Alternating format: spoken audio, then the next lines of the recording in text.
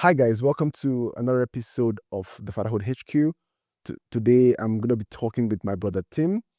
Tim is from Australia. Of course, he lives in France, but he's here with me today to discuss how we as fathers can lead while still figuring life out.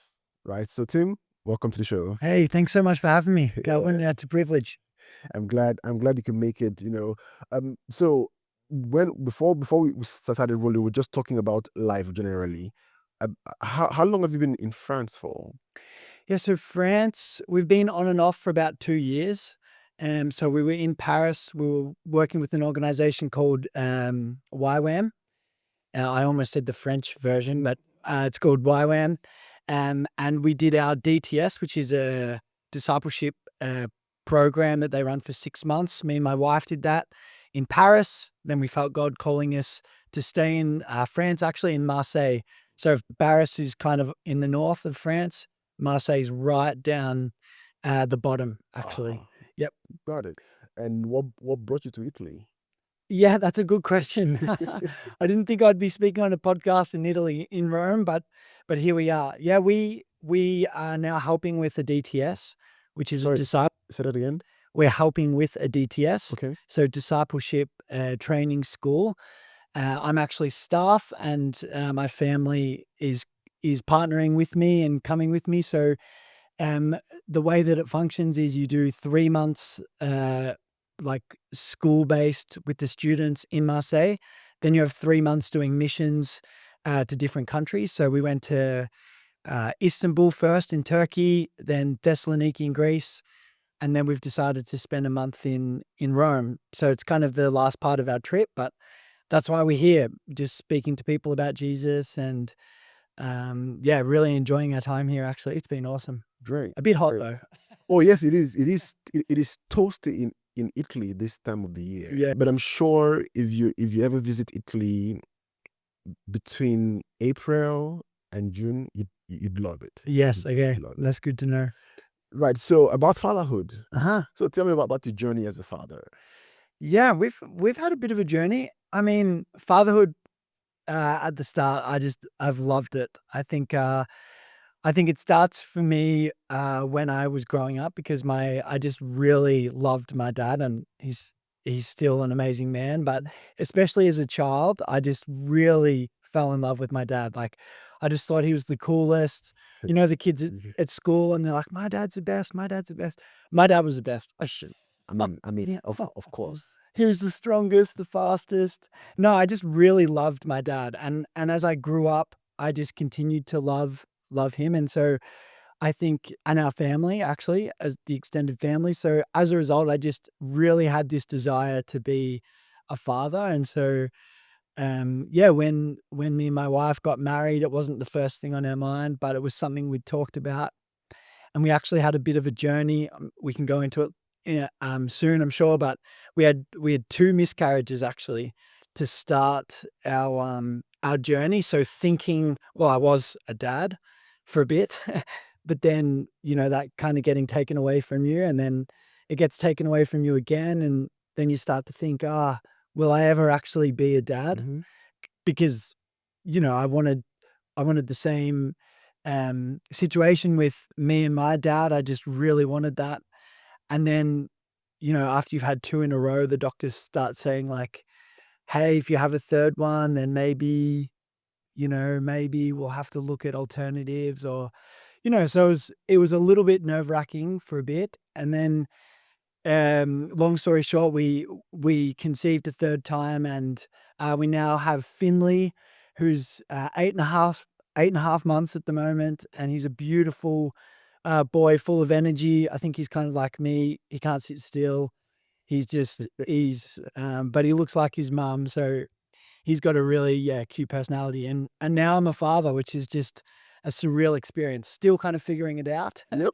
So loving that I get to talk to people a bit more experienced than me. That's great. I mean, I wouldn't say a bit more experience. Okay. I mean, welcome to the fatherhood journey, Thank you. right? It's a privilege. It's one of those things that happens to you.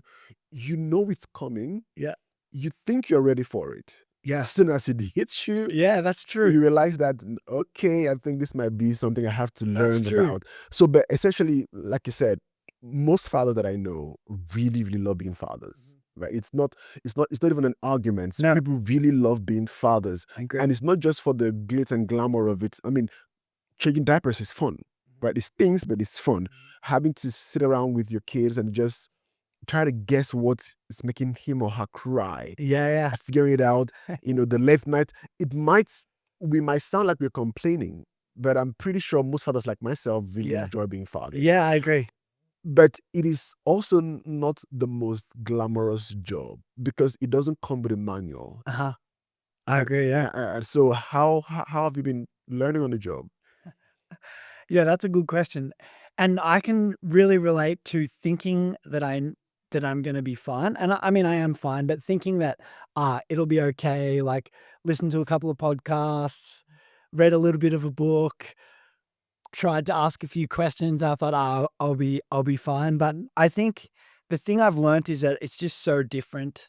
Your situation is so different. Like, for example, you read you read, um you read things on how to deal with, like, sleep and how to look after the baby and all these things, but then that might be true for the person that wrote the material, but then your baby is just completely different, and so I really quickly worked that out that, okay, Finley, is he normal? Like, he's doing all these different things.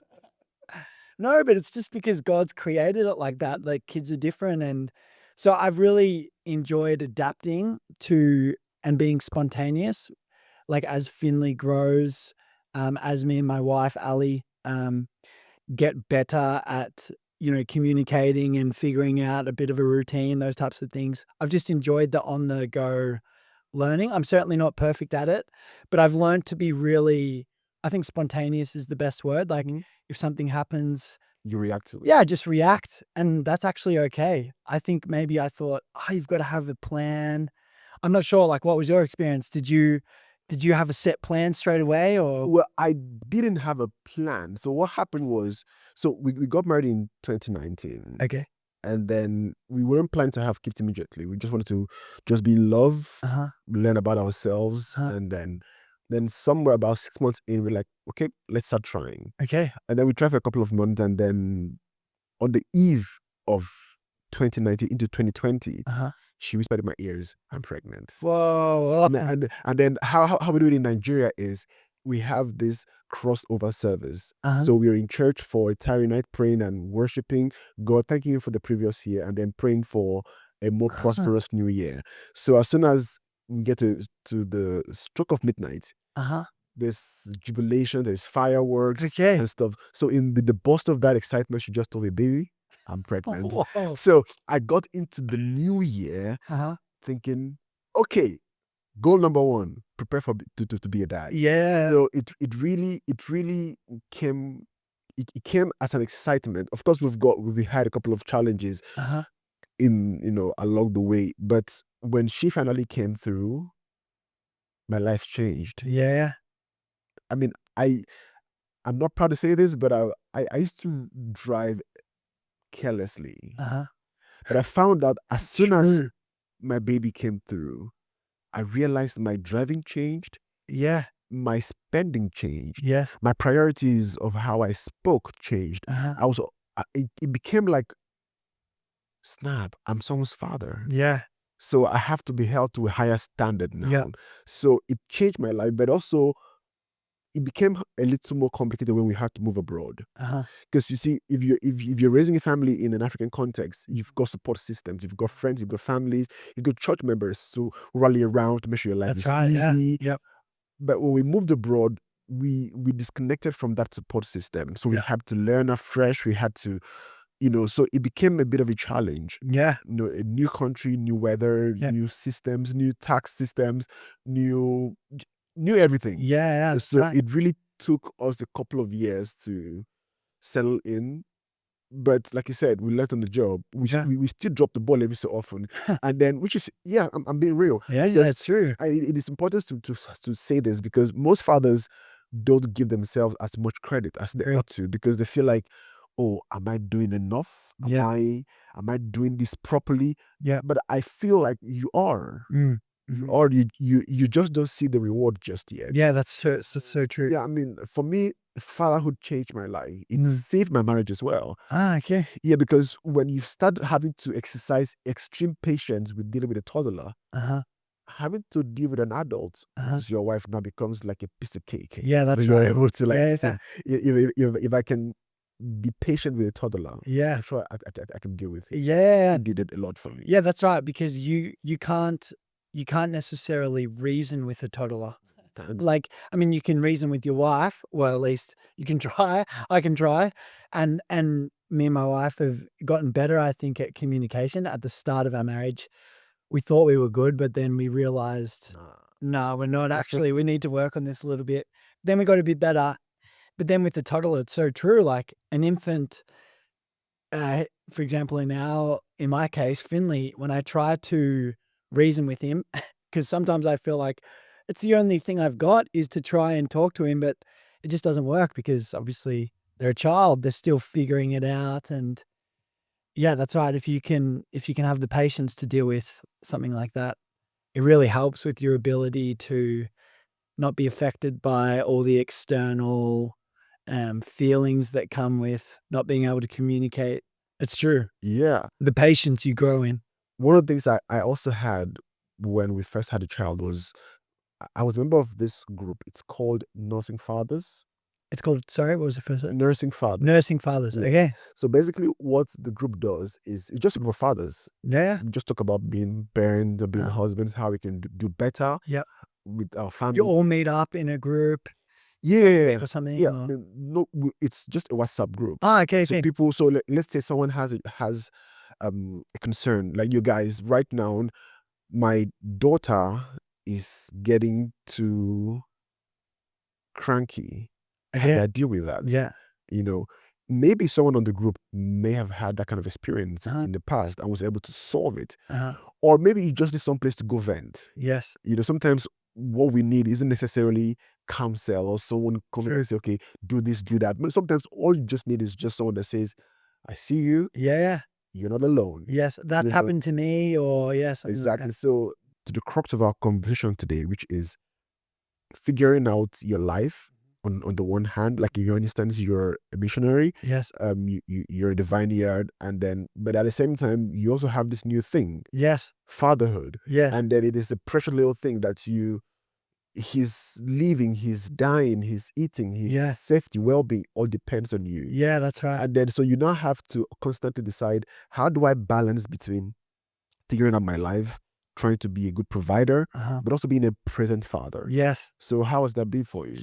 Yeah, it's been, I think it's been a bit of a challenge. Like at probably the first few months Yeah. of him being alive, it might sound strange, but for me, it felt like I didn't have much responsibility because he's purely in the. He's just so much more reliant on my wife because my wife has to feed him, and my wife actually at the time just after she gave birth, she had a really big tear, which meant that she was in a wheelchair for the first month or Wow. even longer, actually 6 weeks. Yeah, it was really, really hard on her body. The birth itself was great, but then straight after they realized that actually there's a really bad tear and life was gonna look a bit different for us. And so as a result, Finley, our son just stayed kind of with Ali the entire time. So I didn't have too much, uh, responsibility day to day. As much obviously, I was caring after her as much as I could, but in terms of being a father, it almost felt like I wasn't a father yet. I was just looking after Finley, looking after my wife, sorry. Um, and so I was able to actually do quite a few of the things that I was already doing, whilst looking after my wife. But then fast forward a few months, I probably kept that same mindset. I can just keep on doing Hmm. things. And then, but meanwhile, Finley's growing and he's growing a lot quicker than I'm growing. Your You know, life, he's, exactly. he's starting to sit up, he's rolling around, he's moving. And so just an example, this just happened maybe a week ago while we're here in Rome. because I love playing with people. And when I start playing with people, I become like a child, and I just really enjoy that. And so Yeah. we set up this like indoor volleyball set, Okay. and I knew that Ali was looking after Finley, so I thought, okay, it's all good. Like, but actually, what had happened was she'd kind of just assumed that I was kind of looking after him. Mm. But in my mind, I just completely switched off. It's like I switched off being a father, and I went, okay, I'm free. I'm 30. I'm just gonna play volleyball in the house. We started playing, and then the ball came over, and I like jumped back, and then I felt something underneath my foot. And what had happened was Finley, who can crawl now, had had worked his way up and put his hand there, and I'd kind of jumped back, not seeing him, and I just felt this really precious or small arm underneath my foot. And actually, I didn't know it was his arm. I thought like I'd stepped on, I don't know, like his head, or I had no idea. And I turned around and it really freaked me out. And I think all of a sudden I just felt like, oh, I'm so like irresponsible. I'm just thinking about myself. I completely forgot about him. Have I injured him? Like I almost felt like ashamed in the moment. And yeah, it was crazy how quickly all of those thoughts happened. And then, because he wants comfort in my wife and not me, I can't fix the situation. And so I think that's the part that I felt really that was a challenge for me, and that I'm still growing in, and I'm wanting to be, as present and always thinking about him as much as I can. But then I need to give, and we were talking about it, like I need to give myself um a bit of a pass sometimes, that it's okay. Like it's new, I've been a single person or with my wife for 28 years, 29 years, and now all of a sudden I've got this tiny little person that I'm looking after. So I do need to give myself that perspective that, okay, it's okay. Like, you're going to make mistakes.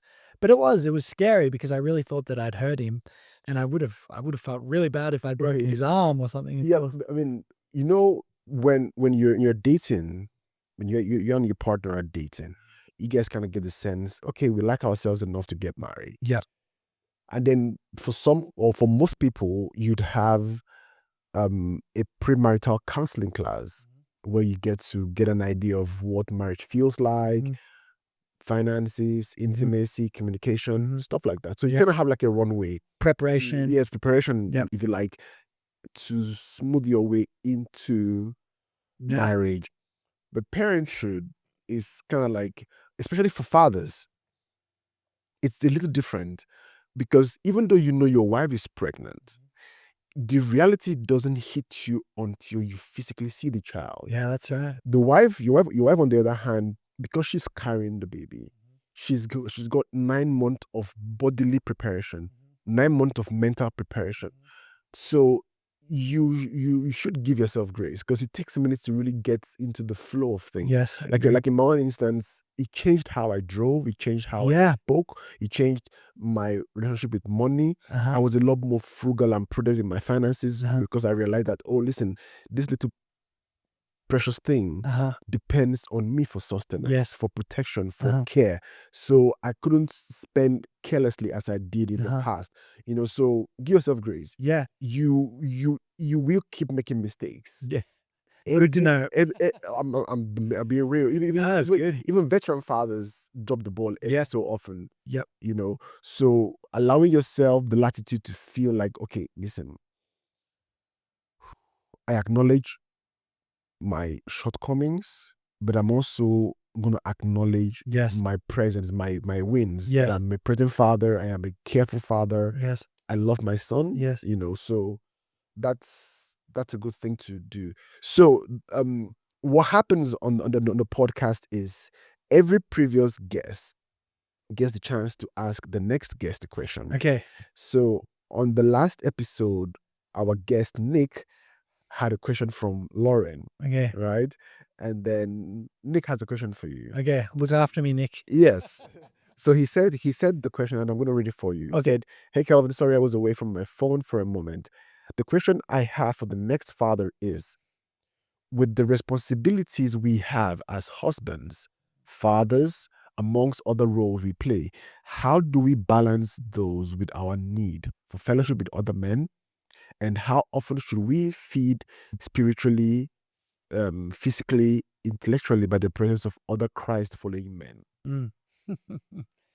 I'm still figuring it out, I think. Thanks, Nick. No, really, I love that question. I think that is a great question, and honestly, I'm really still figuring out the balance for me because obviously, as you know, now you've got 2 kids, and we're hoping to have more soon. The more kids you have, even just with one, like the amount of time that you have to spend with guys like you normally would, or to have that fellowship and spiritual input, is just physically less. Yep. And I think I've had to realize there's nothing I can really do about that. But I've realized it's so important to me, and I'm so thankful. My wife is amazing, Ali.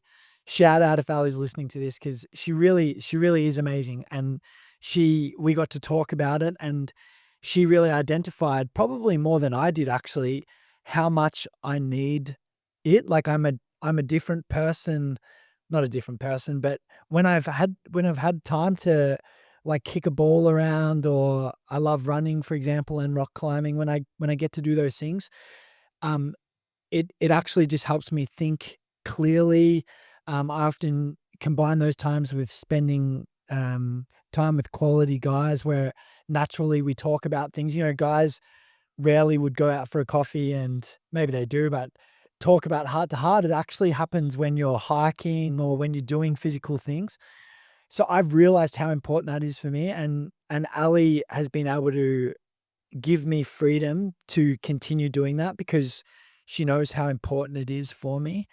But the reality is I still have responsibilities as parents, as a parent, as a husband. And so um I'm learning that there is a balance, and I've definitely got it wrong. Like I can tell you lots of conversations where Ali's like, "What? You're doing that again? Like you're going out with the boys and playing chess again? Like are you kidding me?" And I've got the balance wrong. But she also knows that it's important, so we speak about the balance. And I've also figured out I can do both a little bit. Like Right. I can hang out with Finley and I can strap him to my chest, for example, and we can go for a really nice, like quite a decent walk. And he's looking around, he's in nature. I can chat with a guy and we can just enjoy going for a walk. I want to be careful and not forget and start doing rock climbing with him strapped to me. But, children are versatile, like, you can take them around, like, I think being creative for me is just something that I'm working on for how can I combine the both, Can I go camping with Finley? He's almost at the age where we can start thinking about those types of things, so have you what I'm open for more ideas, like, what are some things that Yeah, for me, you've done? I like every Nigerian, I play football, or what the Americans call Yep. soccer, Uh-huh. right? It's our national sport, as Yep. it were. So I get to hang out with my guys. I play for a local Division C team Oh, in the strong. community. Yeah, so we try to do that to be physically active, and then also practice a Korean martial art form called Taekwondo, Okay. right? So that helps. Yeah, I'm 100% in support of that. Mm. Every man needs other men to decompress, Yes. Agree. right? The pressure of being a father and a Mm. husband and a provider and a protector sometimes gets too much. Yeah. And all you just need is just a few hours in the wild to decompress. Yep. And then you're good, Yeah. you know. So if you don't mind, can we talk about childbirth? Okay, let's go there. All right. Because one of the things that gave me a layer of respect for my wife Uh-huh. was childbirth. I Yep. experienced it. I saw the pain, Uh-huh. I saw the trauma, I saw the helplessness. Uh-huh. And above every other thing, it gave me an additional level of regard for this woman, for the fortitude. Seriously. So, how'd it go for you? Yeah, I mean, I wasn't very well prepared. but I'm kind of a personality that takes things in their stride a little bit. My wife's a bit different. She likes to be prepared for things, and we watched a couple of videos about it, but honestly, the thought of just watching videos about it, I was like, "Oh," like, I'll face it when I get there. And yeah, there was so many things, but I think the biggest thing for me was it was a beautiful experience, like, it honestly was. You get to witness a miracle, and as you say, the strength of, um, a woman to women to go through childbirth is incredible, and my respect for my wife, for Ali, sh it just completely grew. We, mentioned before, I think that we had a bit of a complication, um with at the end. So everything was going smooth. We were in the hospital and we were playing games with each other. And my wife got induced actually. So she got induced because she was right at the end and it was the last day. So it was about 41 and a half weeks or something. They induced her. But then nothing happened and we're just chilling at the hospital, calling like friends, and it was all good. But then it all just happened real fast, and, things just started happening really fast. Her waters broke, and then 2 hours later, Finley was born, and the dilation, for example, went from 2 centimeters to 10 centimeters in, like, an hour. Like, it was just super fast, Wow. which if you don't know anything about childbirth, That's really ask most women, that is you don't get much faster than that, really. So I think as a result of that, it all just happened really fast, and then she ended up with this tear, and, that was the not so good bit about childbirth afterwards. But the actual and I don't know what it was like for you, but when I saw the child's head pop, it's like this climax, and then the child's head popped out, Finley's head's popped out, because we didn't know if it was a boy or girl, so we didn't know at that point, and I was just like, this is the most ridiculously crazy, beautiful thing I've seen. It was just like, "Oh, it's actually a human." Like, maybe in my head, I was subconsciously thinking, "Oh, it's a baby doll or you something." know. Like, I just wasn't ready. This is like a full human's just looking at me, and because his eyes were open, it was beautiful. It really was. It was a really beautiful moment, but then followed by it being quite difficult for my wife. Yeah. But the climax of it was amazing. It was yeah. Yeah, so in the last episode we spoke about how husbands should be husbands first and fathers second. Uh-huh. And essentially the crux of it was let's be present for our wives. Yes. So how were you present for her in that season of healing? And then what were some of your struggles in the process? Uh-huh. I think initially I found it not too bad. Like, so for context, the tear was really bad, and it was almost the worst tear you could get. Yep. So that means that they at least say it's actually a 6-month healing process, but in terms of being able to physically do things, it's at least a few months. And that's what it took a long time for her to heal, even slower in some contexts than what they were hoping. But I was mentally prepared a little bit for it, so I tried to be as present as I could initially, and initially I found it quite easy. I could care for her and, I was taking in my stride a little bit. But then it got harder, and it got harder, I think, because I was wanting to be present, but then I also had this need subconsciously that, "Hey, like, I'm getting neglected." Like, Yeah. I want like, yeah, I get that he needs your support, but I think I also need your support, like, or I need emotional connection and intimacy, and because, like, sex is on hold, right? Mm. So and for quite a period of time for us because she's still healing, like, even getting out of bed is sore, so imagine having sex, like, it's impossible.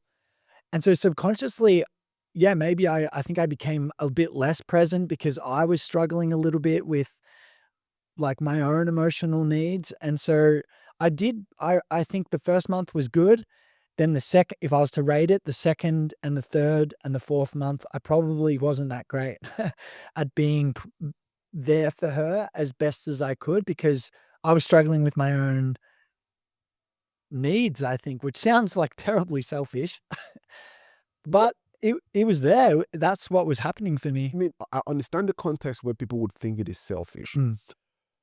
but your needs are valid, Yeah, that's true. right? So they are valid. It just takes a bigger man to Mhm. acknowledge, okay, fine, these valid needs of mine can be put on hold. Yes. But also communication helps, Uh-huh. right? Yeah. So if you're able to speak about your needs openly, without shame, without being judgmental, Yeah. you'd find that most people are reasonable enough to meet those needs, That's true. So, but again, those are the things that if you see as a man, as a husband, as a father, Mm. you are more than likely to extend grace Yes. to your Course. spouse. Like, this is someone who had to literally sacrifice their life Yes. at the altar of bringing life to That's right. birth. And then the nerve of these women to go back and do it again the second time Yeah. and the third time. It's quite incredible. Bro. Oh, well, I don't think I'd be doing And see, listen, I don't mind having a third child because I've got two already. Uh-huh. I don't mind having a third child. I think I have enough emotional bandwidth to contain more than two children. Yes. But the sheer thought of having to put my wife through that journey again, nope, you're fine. Two is complete, three is a crowd. Yes. No, two is fine because it alters you in a way you might not even notice it in the immediate present tense, but it alters you. You Yeah. almost feel like, what did I do to her to deserve her willing to go through this process Yes. to make me a father? Yes. You know? Yeah, that's right. So it's Yeah, huge. it's amazing. But I guess one thing as a couple, we've talked about a bit is, and I think the Bible mentions is like the childbirth, it's an excruciating process and it's painful. And then the tribulation of having, like, sorry, like the joys of having a child. And now we've met Finley and he's so cute. I was actually, funny enough, talking to this about with my wife, just today or yesterday, was kind of forget a little bit about, like, she even said this about the pain that she experienced because of just how in love she is with Finley, and that to me is just such a beautiful thing. Like, the joy of having a child, it's just so worth it in the end, even to the point where women would choose, hey, like, I want another one. Yep. And my wife, like, after everything that she went through, we're trying again, which is awesome, and she's happy, and she's, yeah, brave enough, I would say, to happy to do it again, which I just think is incredible. And now I've learnt, okay, if I put myself in her shoes of like what she really went through, and you were talking about that really helped me get over myself a little bit and understand this is incredible what she went through and so excruciating. And now she's trying to care for a baby that she really doesn't know how to do yet. She's working, like, figuring it out on the job. So to me, when I learned how to put myself in her shoes, that really helped. That really helped me put things in perspective. And so, yeah, I'm only going to grow from my personal experience, but Yeah. So most fathers or most men tend to father the way they were fathered, yes. right? So we just basically copy and paste. Uh-huh. I have a very classic example. So my father had this thing he used to do for us and my siblings. He'd go down on all four and we'll climb on his back. Nice. And then he would move around the house Yep. as though he was a horse. Uh-huh. And then he would say, "Ekaye nang meg." So I have a video. My wife has the video on her phone. I think I probably put it up on the screen somewhere Okay. of me doing that for my kids. And I forgot where I learned it. I only remembered when my father went to visit my younger sister who's married, Uh-huh. and then he did the same thing for his grandchildren. Uh-huh. I'm like, yeah, I learned this from my father. Uh-huh. So most of us are just copy and paste. Whoa. But you didn't even realize I didn't realize it that. had just kind of It just happened. came out. But Come on. for those of us who were lucky to have present and good fathers, it might sound like a good thing to copy and paste, but inherently we are also copying and pasting not so good things as Yeah. well. So what are things in your fatherhood journey that you would want to change from how you were raised? Uh-huh. Hey, that's a good question. I will say the the walking on fours and being a horse, that must be a father thing because I've got a memory of, yeah, like really. Like my dad was a bull rider. All right. So he and um and I actually remember my grandfather doing that exact thing to me, but it was more like trying to throw us off and we would like Hold, try and hold on. So hey, it might be just a God-given father thing yeah, that you get when yeah. you're a father. Hey, but I like the question. I think and I agree, there's definitely things. My father was, I think I said this at the start, he was amazing. So I'd say 95% of things were really great, and I really hope that they wear off in the way that I parent. I think one thing upon reflection that was hard and that I know that I already have to work through and that I saw in him occasionally was this idea of becoming quite frustrated, but then almost acting on his frustration. And so it just happened a few times, but I can remember when he disciplined us, which I'm really thankful for his discipline, even his physical discipline. Yeah. But when it would happen out of frustration and there was like this impulse, there was a couple of times where, and he would be the first to admit this, where he took it too far, or it was more out of anger, and when it's out of anger and not love, you can hurt the person. Right. And we've talked about that before actually. But I it's funny, like I am aware that that can happen to me, and I've already seen it. Finley's only 9 months or 8.5 months, but between him and Ali, if something happens that's out of my control, I can feel this like burst of like Emotion. frustration and emotion. And because it's new and I don't know what to do and I can't control it, I I can act out or want to like yell, or and thankfully I haven't done anything bad or anything like that, but I can feel it kind of crouching at the door behind me, waiting to like get really angry or something. And it scares me a little bit because I don't want to do that. And so the thing I really want to learn is how do I let the frustration just pass and calmly not act in the moment and realize what's happening before I act out of impulse. So that's why, okay, you're a father of two. I'm sure your kids have done have done things wrong. Oh, you bet. You bet. I get frustrated How? every Teach so me. often. So I have a 5 year old and a 2 year old. Okay. So the only difference for me is that my oldest is a lady, so she's a lot more temperate. Okay. The boy, on the other hand, is always trying to invent new ways to die. Okay. I wonder where he got that from. Well, I don't know. I've got no idea.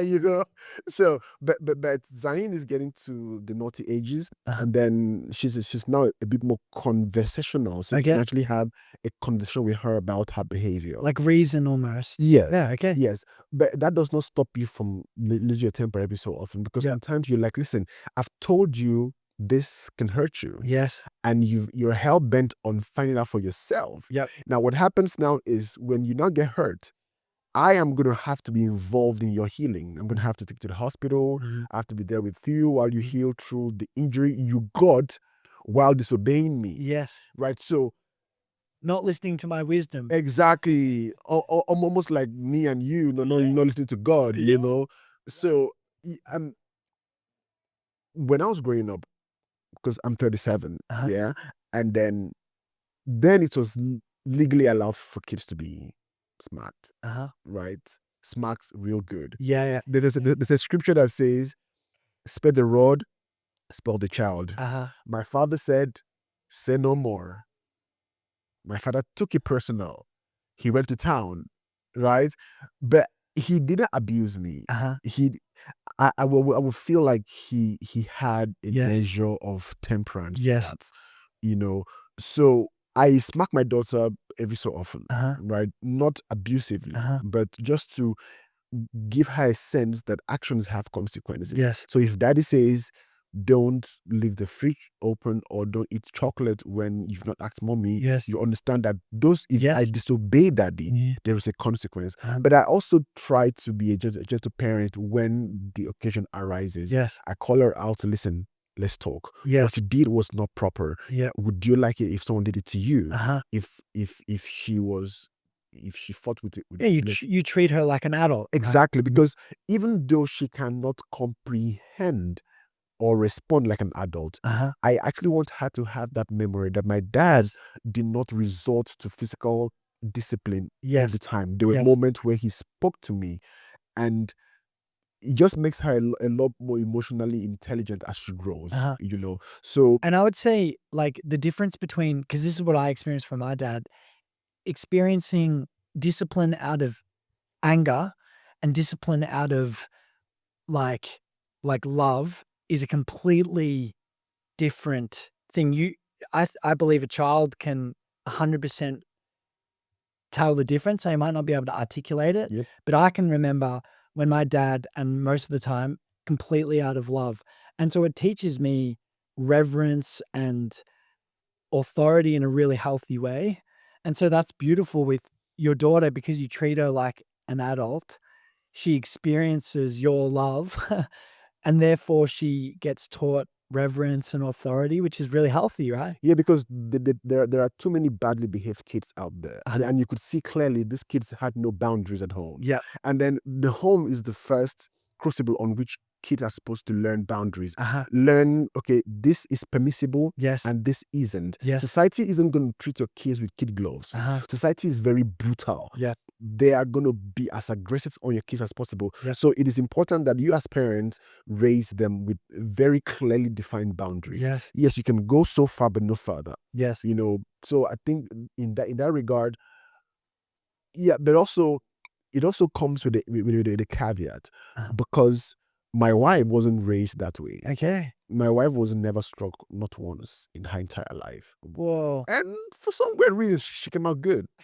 So Maybe she didn't deserve it. She was just perfect. no, I doubt it. No, judging by the version of woman I'm married to, hell no. She definitely should deserve a couple of smacking back. But maybe her parents had a different philosophy about parenting. Yes. But now there it comes the problem, because you have an idea of how to discipline your kids, Yes. and then your wife has an entirely different opinion on that. Yeah. That could cause a bit of friction in I between. can see that. And luckily for me, I've been able to come up with a tag team method. So Uh-huh. my wife, even if she might not like my method of discipline at that point in time, she doesn't scold me in front of the kids. Uh-huh. She would call me later into the corner and say, baby, say, listen, I didn't like how you sounded. I didn't Yes. like how you reacted. Maybe you might want to be a bit more Yes. temperate. Yeah, I was that's like, okay. So what that does for us as a family is it allows us to be on the same team, uh-huh. but at the same time, we don't overlook bad behaviors. Uh-huh. Because it is easy for me to think I'm doing the good thing, Yes. but from a third person standpoint point of view, Yeah. I'm overreacting. Yeah. So that has helped. But have you had such in your home yet? I mean, I guess because Finley he's so young at the moment. We were just joking the other day that he committed his first sin. Like we were like throwing a party because, he's still like really learning how to communicate. If I'm hungry, I'm going to throw a tantrum because that's how I communicate. Right. And so me and my wife have talked a bit about that, but the other day he I think we were in Greece and we had gyros, gyros, like that kebab style, Greek kebab. And he was eating his baby food. He saw that Ali was eating this, so he wanted some. Fair enough. Ali gives him a piece of chicken and, he's happy. But then Ali also reaches in the bag and she's got a potato fry, a chip. Okay. And I don't know how kids know this, but he knew that fry is better than the chicken. So he spits out the chicken and he's just screaming for the fry. And then he's like hysterical in the restaurant type thing. Hysterical. And we were joking like, oh no, it's happened. Like he's throwing a tantrum. So I use that as a silly example because, he's still learning how to communicate and he's just a child, but we're ready for it. We're ready for it to start happening. Thankfully, we've talked about it a little bit. The way that we were grown up was quite similar in the way that my parents and her parents, they're both pastors, for example.